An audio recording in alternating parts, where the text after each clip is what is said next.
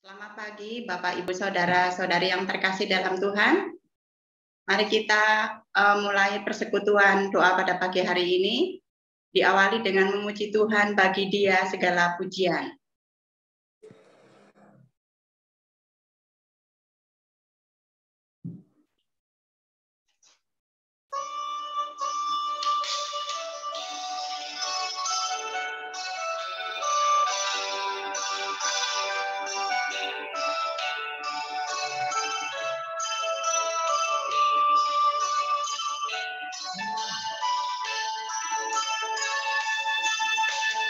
Ya Yesus, selamat di bagiku. Ya Tuhan, selamatkan jiwaku. Bagi Dia pujianku, tak dapat ku balas kasih-Nya. Dia angkatku jadi anaknya, beri damai di dalam hidupku.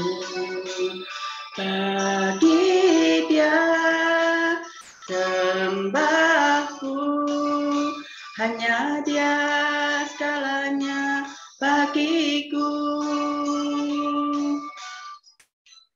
Bagi Dia segala pujian, hormat serta syukur kekal selamanya.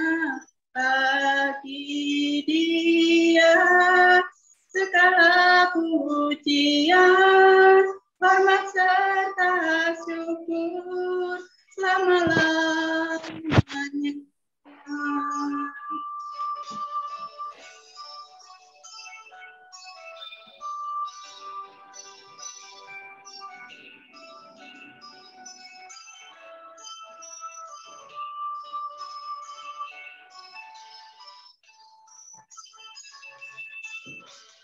Dia angkatku jadi anaknya, beri damai di dalam hidupku.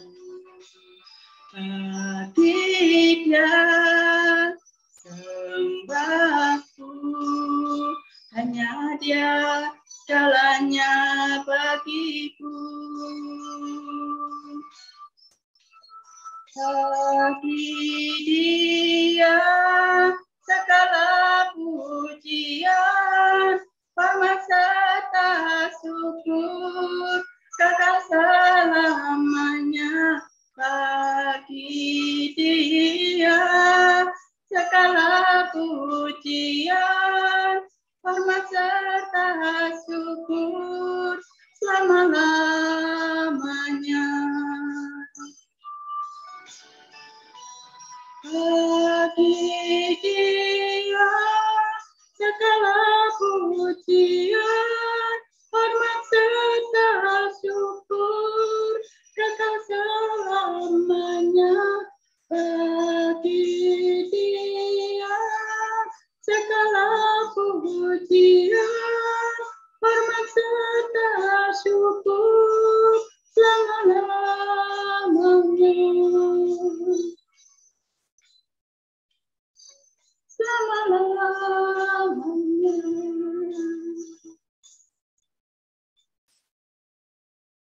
Mari kita berdoa. Ya Bapa, terima kasih Tuhan Yesus, jika sepanjang malam kami boleh istirahat dengan baik Tuhan, dan Engkau sudah bangun kami Tuhan dengan tubuh yang sehat, tubuh yang segar Tuhan. Terima kasih Tuhan atas kasih serta anugerah Tuhan, sehingga pada pagi hari ini Tuhan kami boleh bersama-sama datang kepada Tuhan, menghampiri hadirat Tuhan, dan bersekutu bersama-sama. Terima kasih Tuhan, jika kami nanti akan melakukan doa-doa, kiranya Tuhan akan menjawab Tuhan doa-doa kami, sehingga doa kami Tuhan dapat Engkau jawab sesuai dengan kehendak Tuhan dan waktu Tuhan. Terima kasih Tuhan, jika kami juga nanti akan mendengarkan firman Tuhan yang akan disampaikan oleh Ibu Priscilla. Tuhan Yesus, biarlah kiranya Engkau akan memberkati Ibu Tuhan dengan kuasa-Mu ya Tuhan. Biarlah Ibu boleh menyampaikan firman-Mu Tuhan, dan kami boleh mendapatkan berkat dari firman yang akan disampaikan oleh Ibu Priscilla.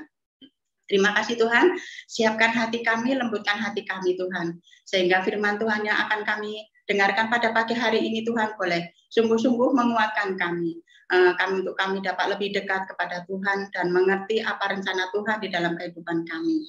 Ya Tuhan, kiranya Kau juga berkati internet yang dipakai Tuhan, karena kami tadi sempat putus Tuhan, dan kami menyerahkan semua ke dalam tangan Tuhan untuk internet yang dipakai, sehingga persekutuan doa pada pagi hari ini Tuhan boleh berjalan dengan lancar. Terima kasih Tuhan, kami menyerahkan waktu ini Tuhan, selanjutnya ke dalam tangan pimpinan Tuhan. Segala puji hormat serta kemuliaan hanya bagi Tuhan. Terima kasih Tuhan Yesus, hanya di dalam nama Tuhan kami Yesus Kristus kami sudah berdoa serta mengucapkan syukur. Amin.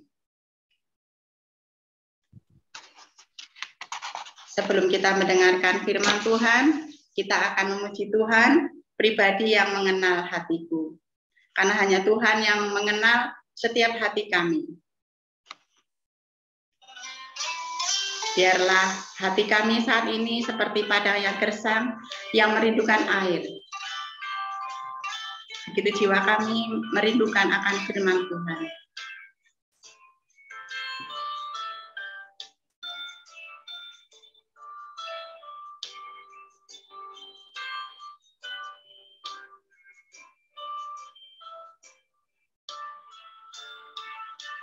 Seperti rusa yang haus, rindu aliran sungai-Mu.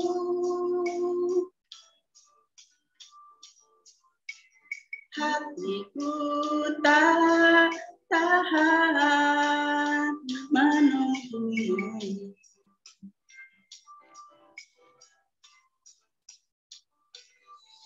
Bagai padang gersang, menanti datangnya hujan.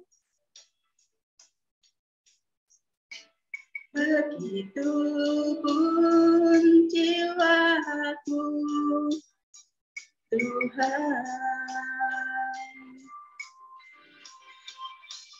Hanya Engkau, pribadi yang mengenal hatiku. Tiada yang tersembunyi bagimu. Seluruh isi hatiku Kau tahu, dan bawaku untuk lebih dekat lagi padamu, tinggal dalam indahnya dekapan kasih-Mu.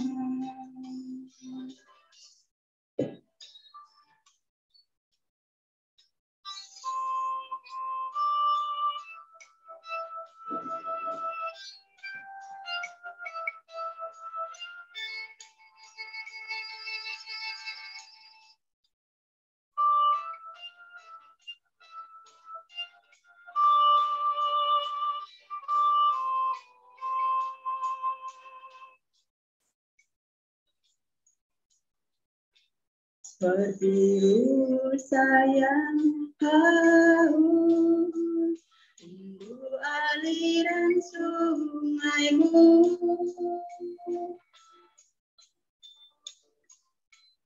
Hatiku tak tahan menunggu-Mu.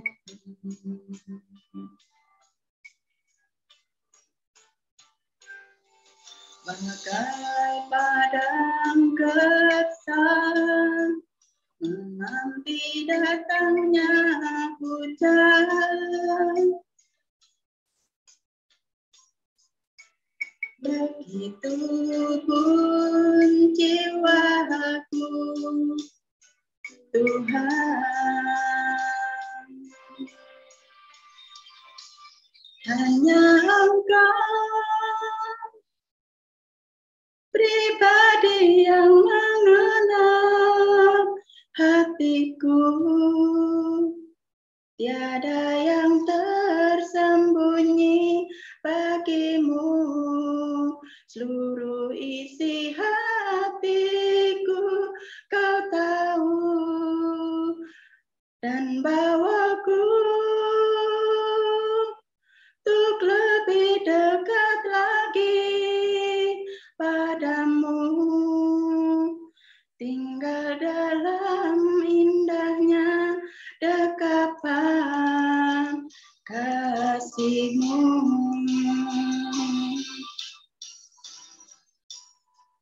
Tinggal dalam indahnya dekapan kasih-Mu.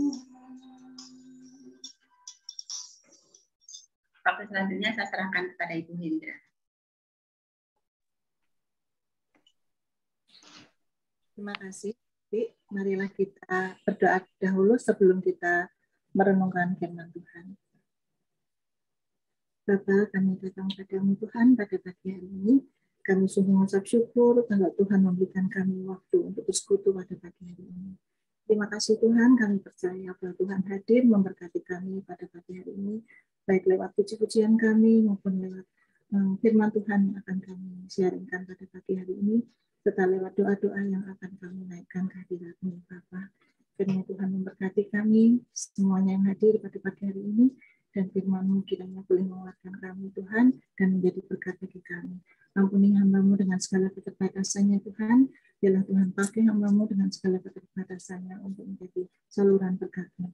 Terima kasih Bapa di surga, hanya di dalam nama Tuhan Yesus kami berdoa dan mengucap syukur. Amin. Shalom, selamat pagi Bapak Ibu yang dikasihi oleh Tuhan Yesus. Pada pagi hari ini saya ingin sharing ya atau menyaksikan kisah hidup dari papi saya. Saya pagi ini mengambil tema hidup yang penuh arti. Apakah itu hidup yang berarti? Pada tanggal 6 yang lalu, papi saya dipanggil Tuhan. Saat ini kami masih merasa sedih, kami masih merasa berduka dan merasa kehilangan papi saya. Namun dari kejadian ini, saya belajar dan menyaksikan serta mengingat kembali kenangan dan teladan yang ditinggalkan oleh papi saya selama papi saya hidup. Kalau hari Rabu yang lalu, kita sudah mendengar firman Tuhan yang dibawakan oleh Pak Anton mengenai teladan hidup. Saat ini saya ingin melanjutkan teladan hidup yang saya ambil dari teladan dari papi saya.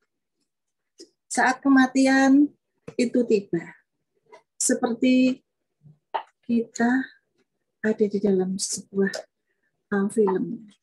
Bagaimana cerita akhir dari film tersebut. Di situ ada tokoh-tokoh yang berperan. Peran apakah yang kita ambil di dalam film tersebut? Peran apakah yang kita jalani di dalam kehidupan ini? Bagaimana kehidupan kita? Apakah kita bisa memberikan arti sehingga perjalanan hidup kita adalah perjalanan yang menjadi berkat bagi sesama kita dan menjadi sesama kita dan kemuliaan bagi nama Tuhan. Seringkali kita lengah ya di dalam kehidupan ini. Kita tidak fokus, kita mungkin lupa bahwa Tuhan menciptakan kita itu punya tujuan. Kita diciptakan Tuhan supaya kita itu berarti di dalam dunia ini. Itu sering kita alami ya. Dan tujuan kita, kalau kita tahu bahwa tujuan yang Tuhan ingin diberikan kepada kita adalah tujuan yang rancangannya adalah memberikan kita damai sejahtera. Ketika kemarin tanggal 6 yang lalu papi saya sempat sakit. Saya sempat kok Tuhan nggak kasih kesempatan kita untuk pulang dahulu melihat papi saya, sehingga kita bisa menyaksikan, bisa mendampingi papi saya di dalam saat-saat terakhir dipanggil oleh Tuhan.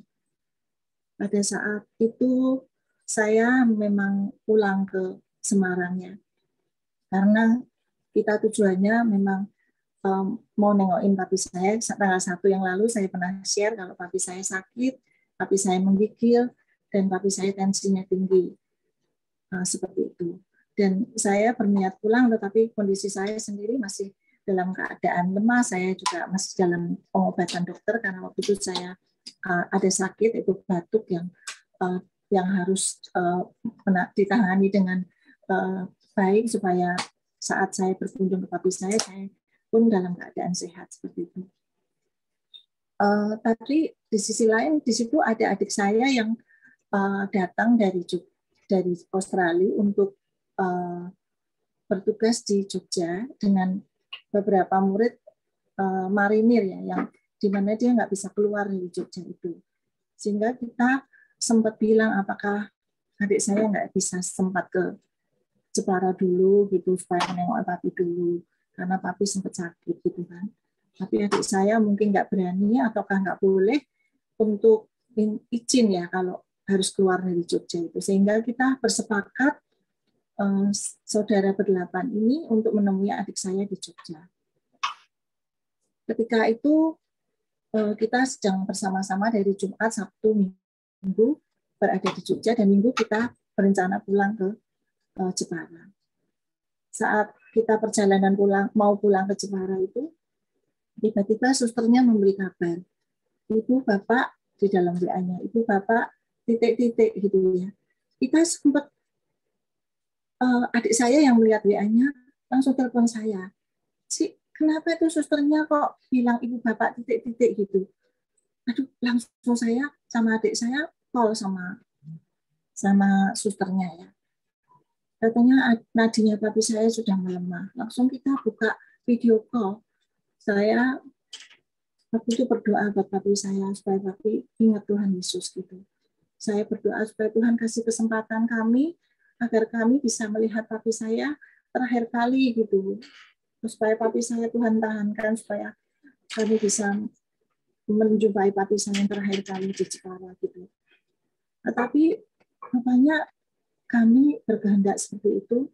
Tetapi di tengah perjalanan itu kebetulan semua saudara akhirnya semua bisa dalam grup video itu bisa komunikasi semua dengan susternya dan melihat kondisi papa saya, dan kita video call bersama dan melihat saat papi dengan video yang videokan oleh susternya. Jadi permintaan kita keluarga tidak dikabulkan oleh Tuhan, sehingga kita belum keluar dari Jogja, ayah saya sudah dipanggil oleh Tuhan. Saya inginnya bahwa rancangan Tuhan itu adalah rancangan yang sesuai dengan apa yang ingin saya kehendaki, apa yang saya doakan. Tapi ternyata rancangan Tuhan di dalam kehidupan papi saya adalah rancangan yang sesuai dengan kehendaknya. Kita tidak bisa memaksa Tuhan, bahkan meminta menahankan umurnya papa saya. Tetapi di saat kita benar-benar membutuhkan ingin berjumpa dengan papi saya terakhir, tapi Tuhan tidak menjawab itu. Kami hanya bisa diperlihatkan dari videonya saat detik-detik papi saya terakhir menghembuskan nafas terakhir. Ketika itu saya melihat, saya percaya bahwa rancangan Tuhan itu adalah yang terbaik. Kehendak Tuhan adalah yang terbaik buat papi saya. Kita semua tidak diizinkan bersama-sama melihat papi saya dari dekat, bahkan mendampingi dari dekat. Sehingga kita anak-anaknya semua bersembilan itu tidak ada yang di rumah. Papi saya hanya dengan suster saja ketika papi saya terakhir dipanggil oleh Tuhan. Dalam Yeremia 29 ayat 11, ayat ini sungguh sangat menguatkan. Sebab aku mengetahui rancangan-rancangan apa yang ada padaku mengenai kamu, demikianlah firman Tuhan, yaitu rancangan damai sejahtera dan bukan rancangan kecelakaan, untuk memberikan kepadamu hari depan yang penuh harapan. Jadi saya yakin dan kita semua yakin sebagai anak-anak Tuhan bahwa rancangan yang diberikan Tuhan adalah rancangan yang terbaik bagi kita. Walaupun mungkin bagi kita itu kurang baik, tetapi kita percaya bahwa rancangan Tuhan adalah yang terbaik dan Tuhan memberikan waktu yang tepat bagi saya dipanggil oleh Tuhan.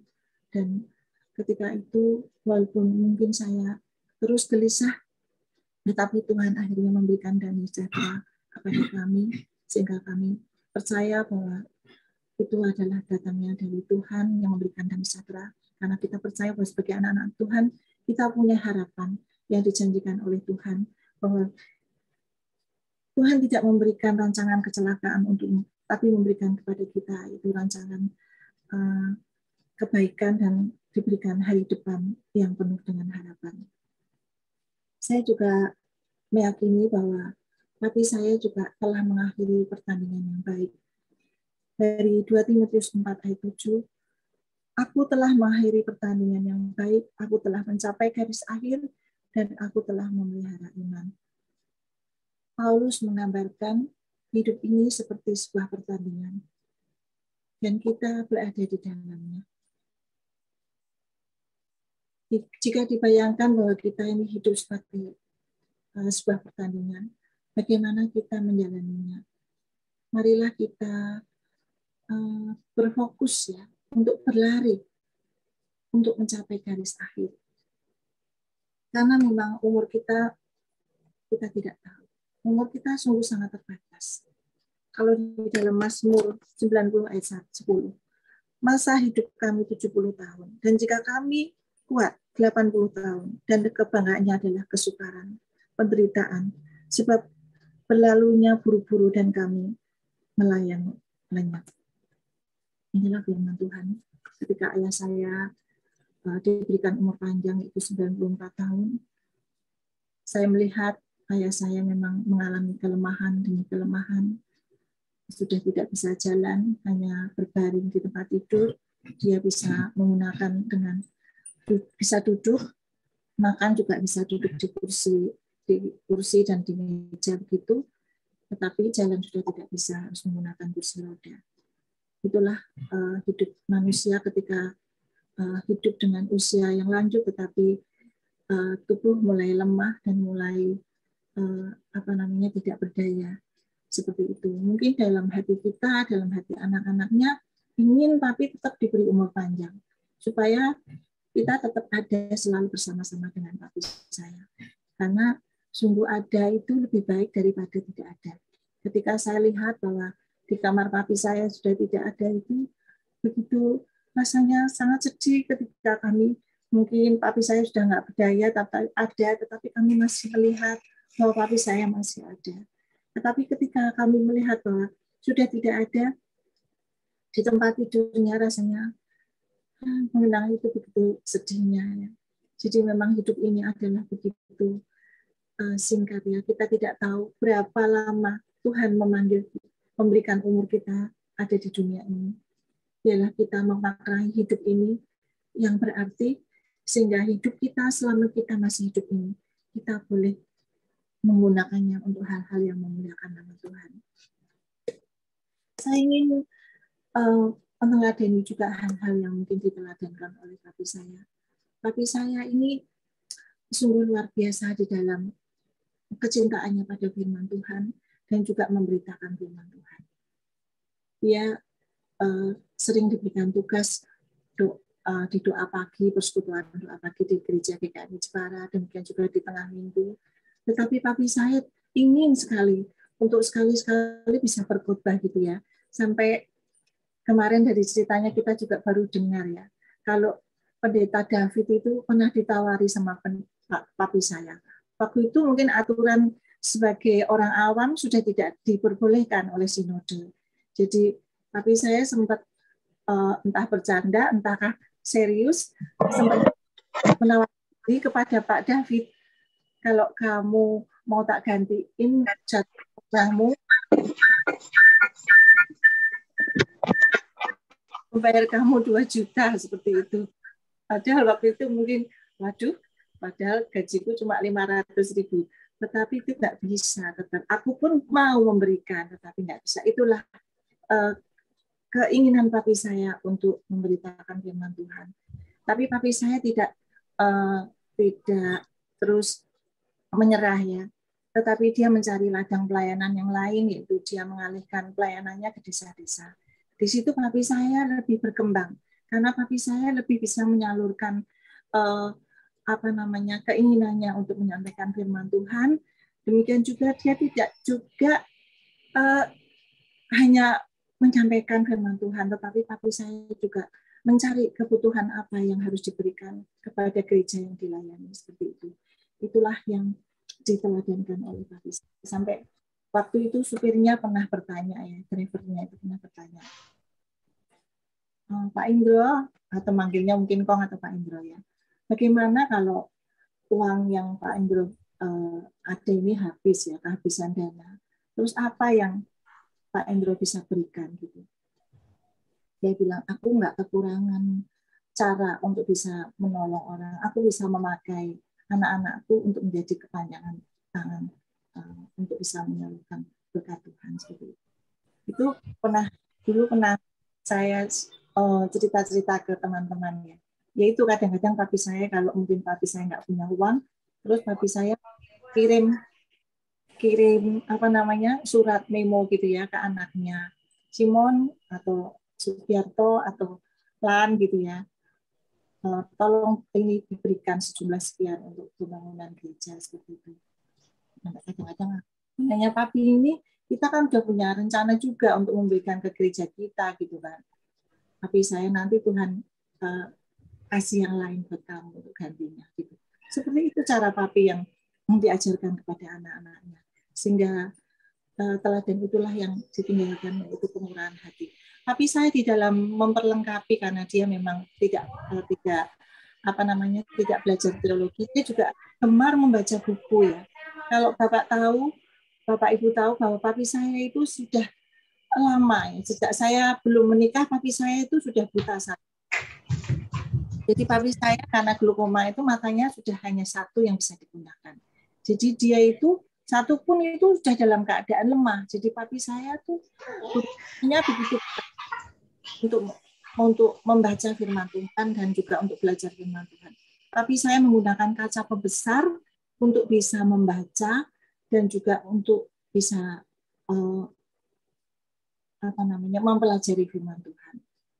Itulah semangat yang dimiliki oleh papi saya, yang anak-anaknya mungkin tidak bisa mencontohnya, karena memang ketekunannya belajar firman Tuhan itu begitu luar biasa.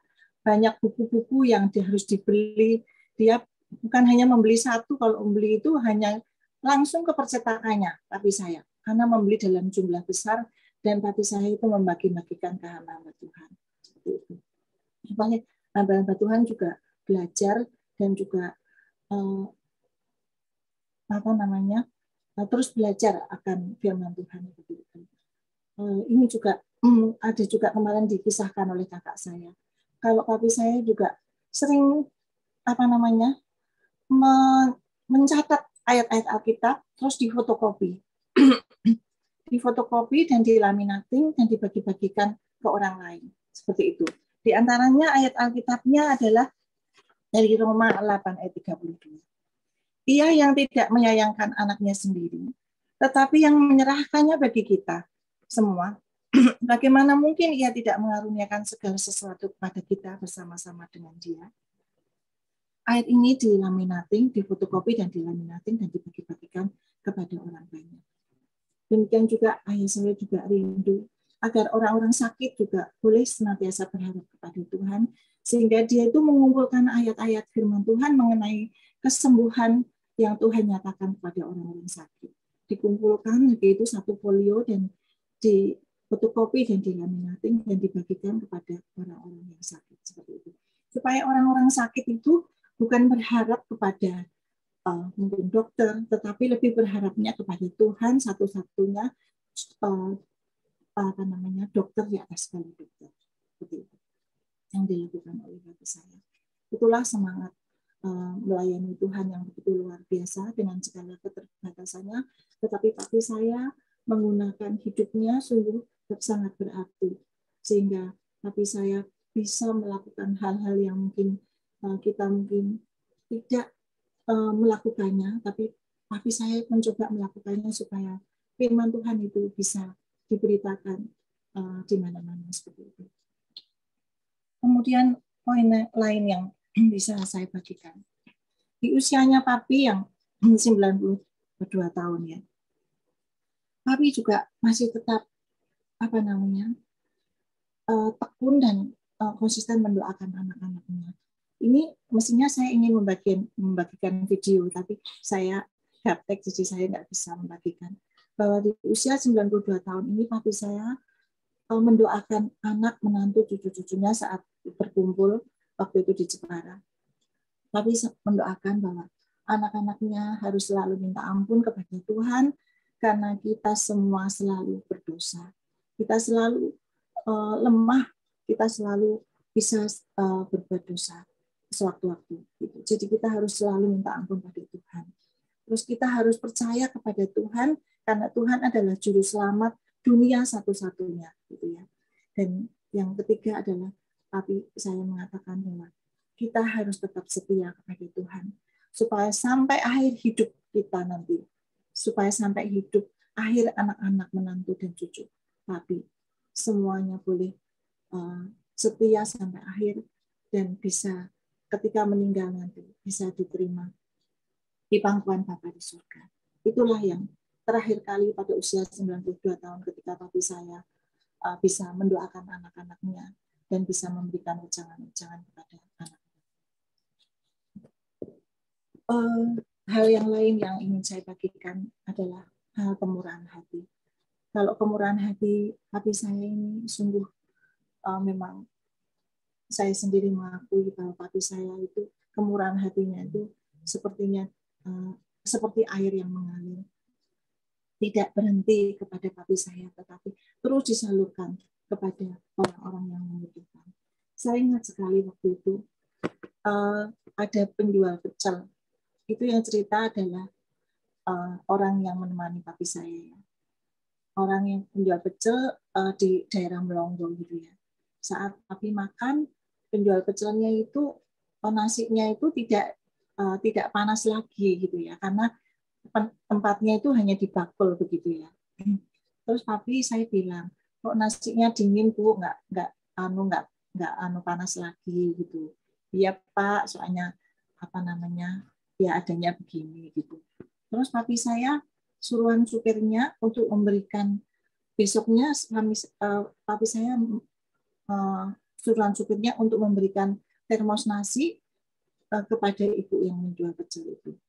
Jadi hal yang sepele itu dilakukan oleh papi saya, bukan melihat siapa yang harus ditolong, tetapi dia peduli sama orang-orang. Kadang-kadang pernah itu cicit saya itu papi saya datang, Lan tolong buatkan dipan ya katanya gitu untuk jemaat yang di desa gitu. Terus cicit saya sempat bilang, papi itu memperhatikan orang terus, anaknya nggak diperhatikan gitu. Tapi memang tahu kalau aku nggak punya dipan di rumah, kalau orang lain diberikan dipan gitu, kalau orang lain aja diberikan dipan. Terus papi saya bilang, papi tahu bahwa kamu punya segalanya gitu. Jadi papi lebih baik memperhatikan orang lain. Kamu bisa mencukupkan dirimu sendiri seperti itu. Jadi kadang-kadang kita sebagai anak-anaknya itu iri ya. Karena papi itu lebih memperhatikan orang lain, lebih memberi kepada orang lain daripada ke anak-anaknya. Gitu. Apalagi anak-anak perempuan tuh suka itu menjadi tanggung jawab suaminya, bukan menjadi tanggung jawab orang tua seperti itu.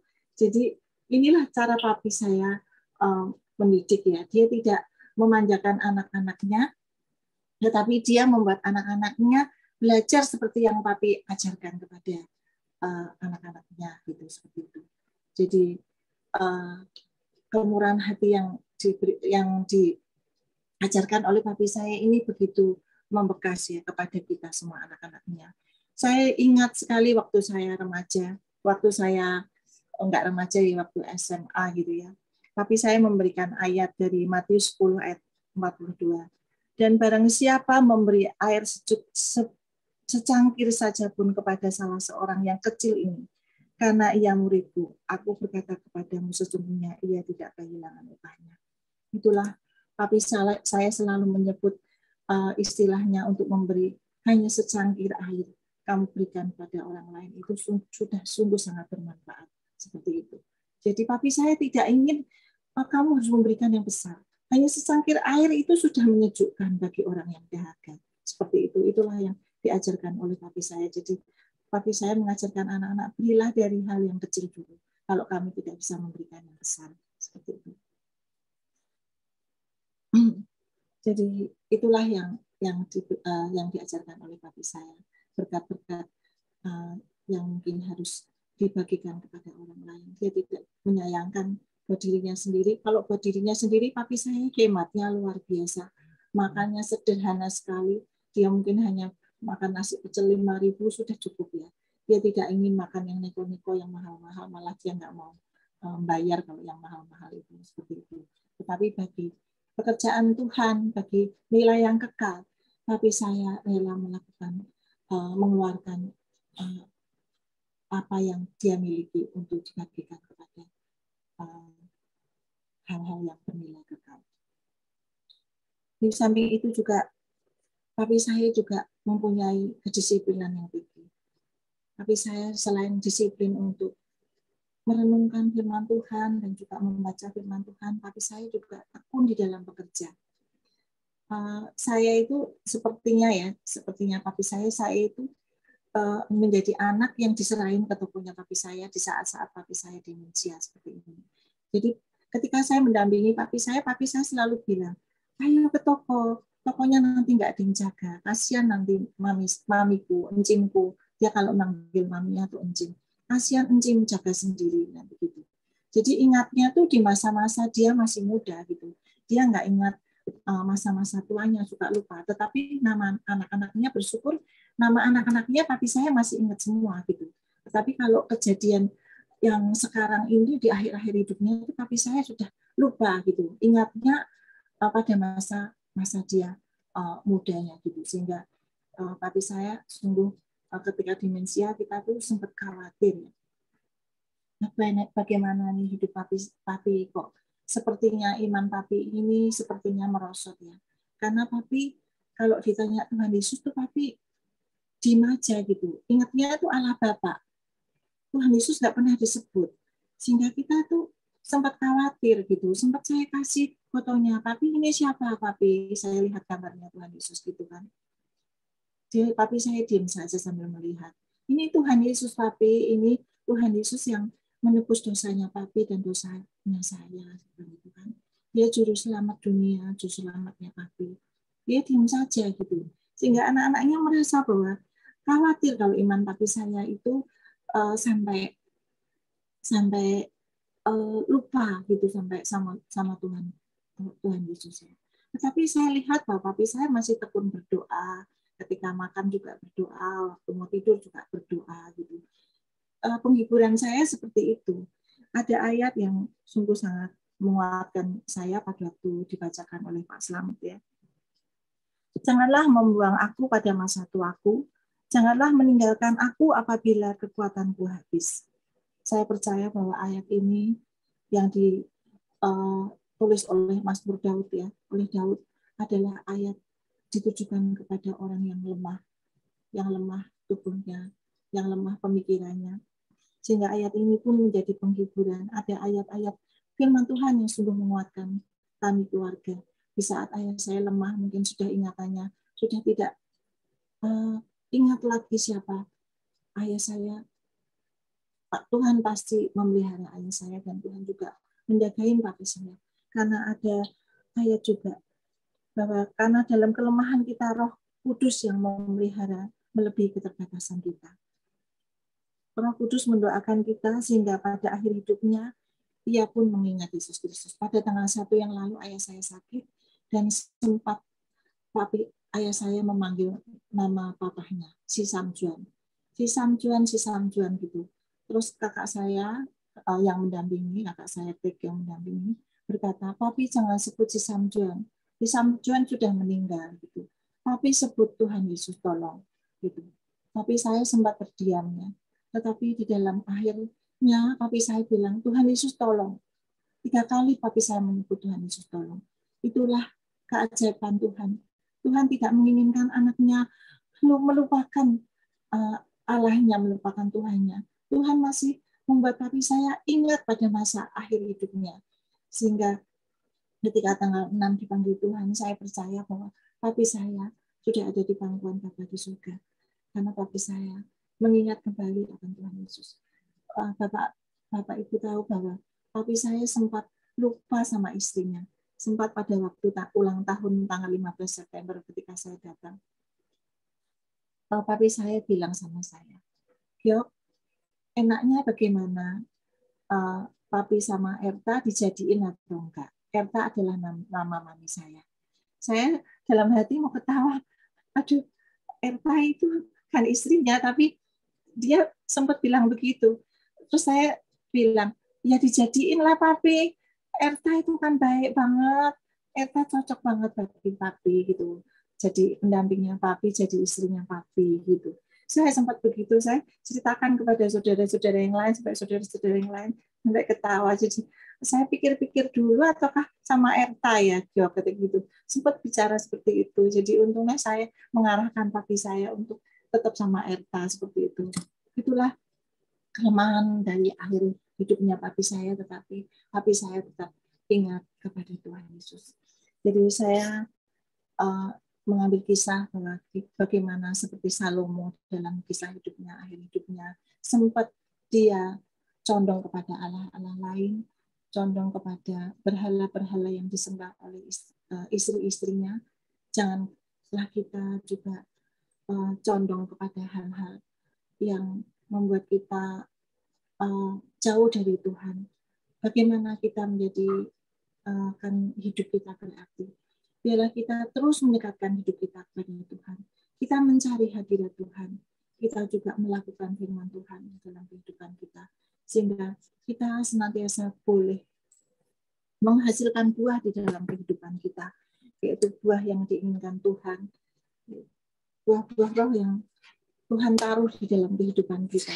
Supaya kita melakukan rencana-rencana besar yang Tuhan ingin kerjakan di dalam kehidupan kita selama kita hidup di dunia ini, sehingga hidup kita memuliakan Tuhan. Kita buka bahwa di dalam Galatia 5 ayat 22. Tetapi buah roh ialah kasih, sukacita, damai sejahtera, kesabaran, kemurahan, kebaikan, dan kesetiaan. Biarlah buah roh tetap melekat di dalam hati kita, sehingga kita boleh menjadi alat kemuliaan Tuhan selama kita berada di dalam dunia ini. Kita mempunyai hidup yang berarti selagi Tuhan masih pakai kita, selagi Tuhan masih kita hidup, biarlah kita menjalankan hidup ini dengan hidup yang penuh dengan arti, hidup yang berdampak bagi orang lain, dan hidup yang memuliakan nama Tuhan. Kiranya firman Tuhan dari sharing papi saya ini boleh menjadi berkat bagi kita semua, dan biarlah nama Tuhan dipermuliakan, bukan papi saya yang dipermuliakan, tetapi biarlah melalui sharing hidup papi saya ini, nama Tuhan dipermuliakan melalui hidup papi dan melalui hidup kita semua.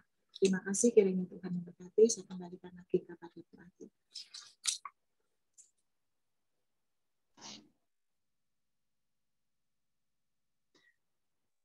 Terima kasih Bu Hendra untuk firman Tuhan yang sudah disampaikan pada pagi hari ini, yang tentunya sudah memberkati kami semua yang hadir di dalam persekutuan doa pada pagi hari ini. Ada peribahasa kalau gajah mati meninggalkan gading. Tapi kalau anak-anak Tuhan memang sudah seharusnya pada saat dipanggil Tuhan meninggalkan pesan yang baik, meninggalkan warisan dan teladan yang luar biasa, seperti Pak Indro. Beliau adalah seorang hamba Tuhan yang luar biasa, yang sangat cinta sama Tuhan. Salah satunya yang diwariskan oleh Pak Indro mengajarkan kepada semua anak-anaknya untuk cinta sama setiap hamba Tuhan, juga pelayanannya. Saya masih ingat kata-kata Pak Indro dulu sebelum saya jaga pameran, sebelumnya saya belanja-belanja untuk misi saudara swalayan di Jepara. Beliau kalau datang sama saya selalu tanya, sekalipun datangnya kadang sebulan sekali, 3 bulan sekali, tapi selalu tanya, "Ti, pendetamu sopo saiki?" Saya bilang, "Pendetanya ini Pak," gitu. "Gue harus sayang dan hormat sama pendetamu. Nek kamu ora sayang ora pendetamu, berarti gue ora cinta Tuhan." Yo, katanya, saya bilang gitu. Katanya ketawa gitu. "Iya Pak," saya bilang begitu. Ya, terima kasih Bu Hendra untuk firman Tuhan yang disampaikan pada pagi hari ini. Kita akan bersama-sama menaikkan pokok doa syafaat. Doa syafaat kemarin sudah saya bagikan. Bagi yang belum mendapatkan pokok doa syafaat, boleh melihat di layar.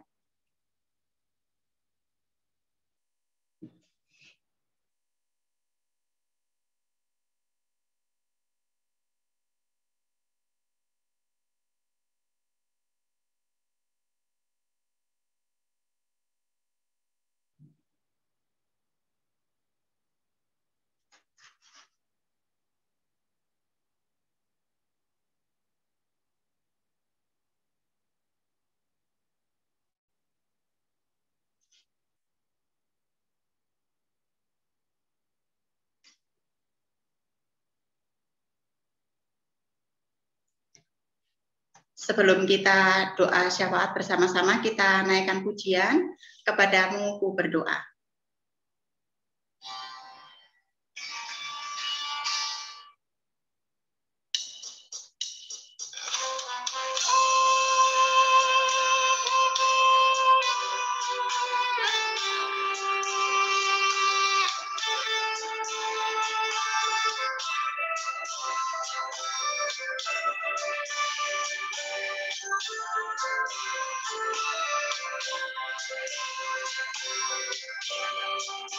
Kepadamu ku berdoa dan ku minta, ulurkanlah tangan kasih-Mu padaku, karena ku tahu Kau selalu di sisiku. Oh Tuhanku, dengarkanlah doaku kepadamu. Berikanlah dan tunjukkan kuasa-Mu. Bawakanlah dan kuatkan imanku. Jadikanlah aku ini hamba setia-Mu, agar dapat aku hidup selalu di sisi-Mu. Karena ku tahu pasti, oh Tuhan, apapun juga di dunia ini, tanpa Kau Tuhan semuanya takkan berarti. Oh Tuhanku, dengarkanlah doaku kepadamu.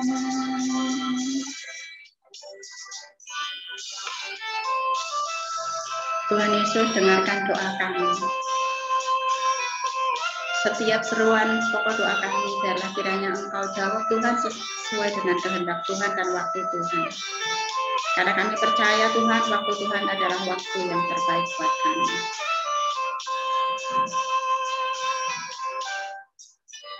Berikanlah dan tunjukkan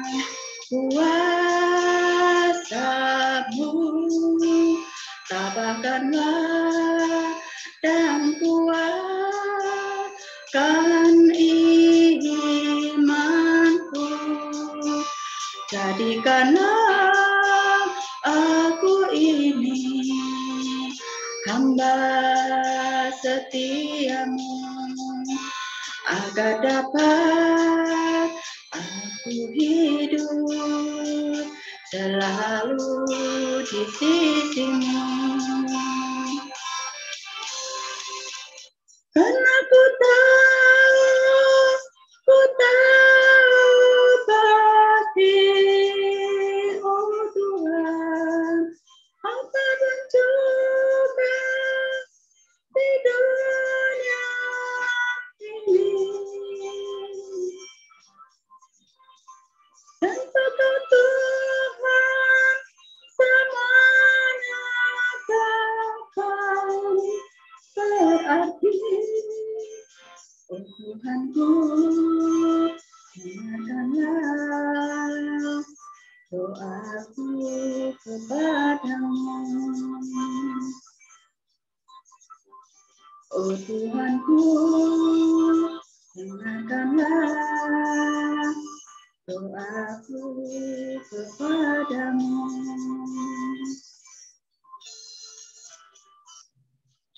Mari kita berdoa, nanti setelah doa, Bapak Edi akan menutup.